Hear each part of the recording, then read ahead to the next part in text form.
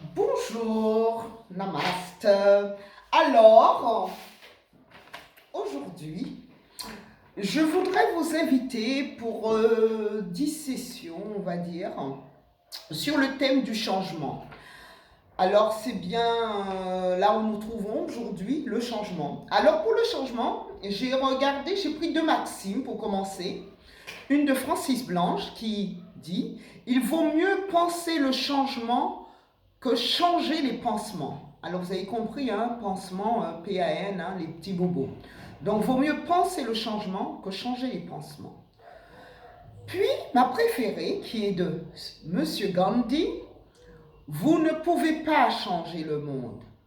Alors, soyez le changement que vous voulez voir dans ce monde. Donc j'ai été aussi sur Wikipédia, donc le Wiktionary, en lui demandant quelle était l'étymologie de ce mot, changement. Donc il m'a envoyé au change, hein. Mais j'ai noté ces synonymes qui étaient dans le changement, évolution, métamorphose, modification, mutation, révolution, transformation. Et il y avait aussi les mots dans une autre langue, puisque j'aime bien aussi savoir quels sont les mots, non pas dans la nôtre, mais aussi dans d'autres langues. Donc, évidemment, ma langue de cœur, Abwechslung, Änderung, en allemand, en anglais, change, italien, espagnol et langue latine, cambio. Et ce qui m'a beaucoup plu, c'est en coréen, le mot est ko. Alors, on a aussi, nous avons le ka, le tambour, mais le ko, donc le son ka, que.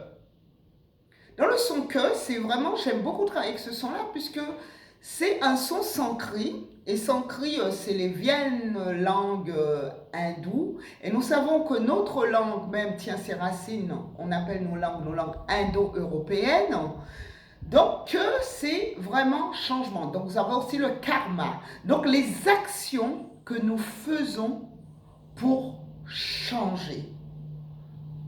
Et donc le change, j'ai trouvé aussi, il y avait le troc d'une chose contre une autre.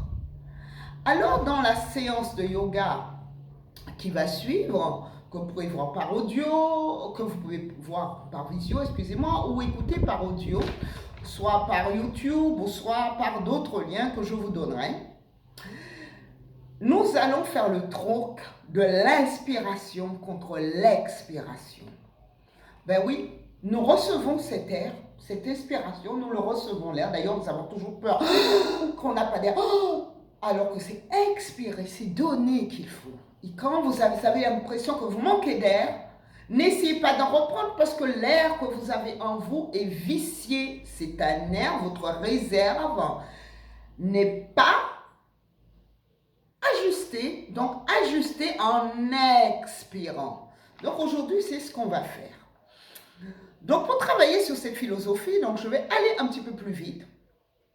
Je vais travailler avec Patanjali. Patanjali, c'est quelqu'un qui a, quelques siècles bien avant le Christ, a transcrit ce que des sages avaient reçu, avaient transmis, avaient observé. Et il les a transcrits dans un livre qui s'appelle les Yoga Sutras, qui est en 4 chapitres. Donc je vais surtout là vous présenter le premier chapitre, qui est le Samadhipada, qui est la direction. Où c'est qu'on va, où c'est qu'on doit aller pour arriver à nous relier avec nous-mêmes et avec ce qui est. Donc souvent on parle de Samadhi, qui est la méditation. Vous avez un sage qui médite, comme Jésus, c'est 40 jours dans le désert, qui a tout compris. Voilà, il a compris pourquoi il est là, pourquoi l'univers est là, pourquoi les choses sont là. Donc, pour arriver à la paix intérieure. Puisque nous rêvons évidemment d'une paix. Mais donc c'est pour ça que j'aime ce mot « cas ». Parce que dans le cas, on ne peut pas que avoir cette paix dont nous rêvons en Occident. Non. Nous avons aussi la destruction. Quand un enfant naît, cet enfant naît par le troc d'une chose. Le troc, le change entre l'homme et la femme. qui va se créer, on va avoir un petit fœtus qui va grandir, qui va faire un enfant, et cet enfant, pour naître, va naître par une telle violence, il va avoir tellement de souffrance, croyez-moi, je suis femme. Et donc, de par cette souffrance, il va y avoir quelque chose de beau. Donc, vous voyez, c'est ça. Trouver, notre idée sur Terre, c'est de trouver cet équilibre entre construction, destruction, construction, destruction. Avoir cette paix intérieure.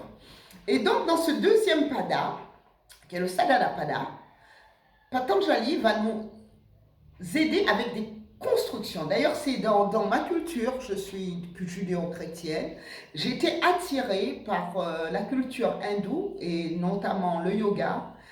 Pour cela, pour le travail qu'il y avait, pas seulement au niveau de l'esprit, mais qui était aussi le travail du corps.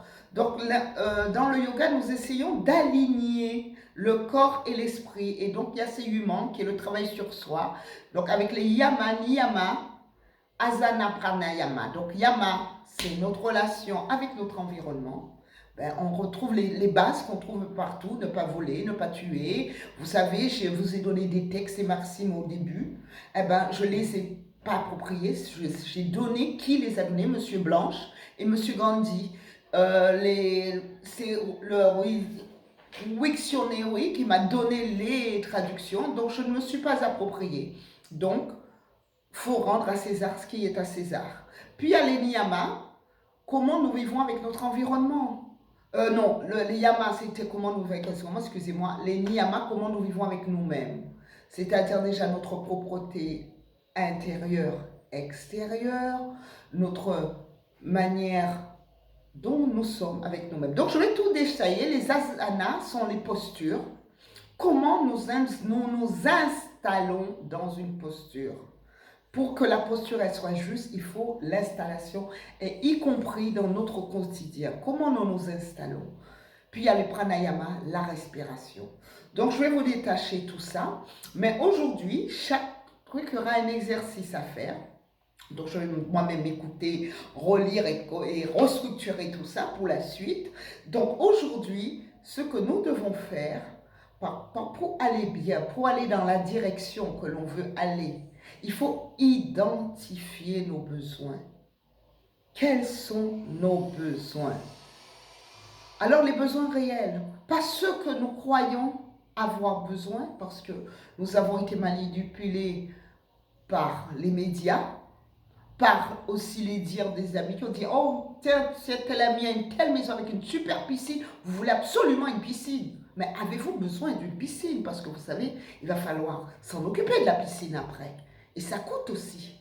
Donc, quels sont nos besoins essentiels? Donc, vous allez noter sur un cahier vos besoins.